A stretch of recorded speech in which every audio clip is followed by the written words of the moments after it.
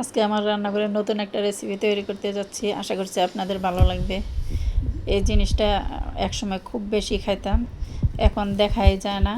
যাই হোক, এটা আমার খুব ইচ্ছে করছে, তাই তৈরি করে নিলাম এবং খুবই পারফেক্ট হয়েছে। আপনারা সাথেই থাকুন। আসসালামু আলাইকুম এভরিওয়ান। আমি প্রথমে একটা বাউলে 1 কাপ হালকা গরম পানি নিয়ে নিলাম। ইস্ট দিয়ে দিচ্ছি হাফ টেবিল চামচ। এখন একটু নেড়ে নিব।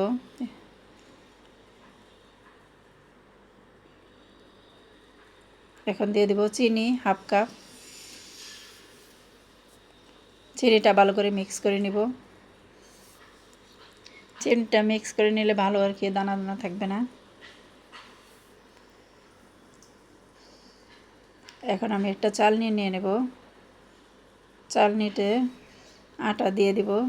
2 কাপ আটা এখানে আমি দিয়েছি।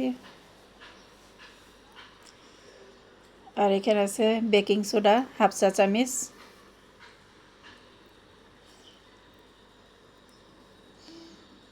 আটাগুলি চেলে নিলাম।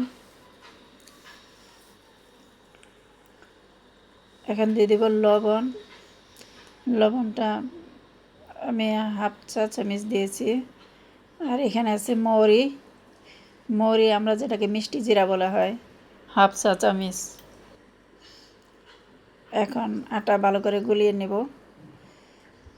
এই যে দেখেন, মানে জিনিসটা একটু পাতলা টাইপের হবে, বেশি ভারীও হবে না, বেশি পাতলা হবে না, এরকম দেখে বুঝে নেবেন। মানে এটা বুঝানোর মতো না।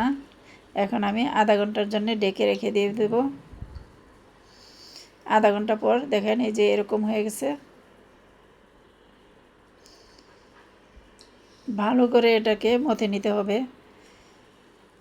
এই যে দেখেন কেমন হয়েছে। এইভাবে হাতে তেলের মধ্যে ছাড়তে হবে, গরম তেলে। আমি এখানে তেল নিয়ে নিয়েছি, পরিমাণ মতো দিবেন যাতে ডুবো তেলে ভাজা যায়। আর মিডিয়াম লো হিটে ভাজতে হবে। তেলটা বেশি হিট হয়ে গেলে আবার পুড়ে যাবে, খেয়াল রাখতে হবে। এই যে দেখেন হয়ে গেছে কি সুন্দর গোলগোলা। এটাকে গোলগোলা বলা হয়।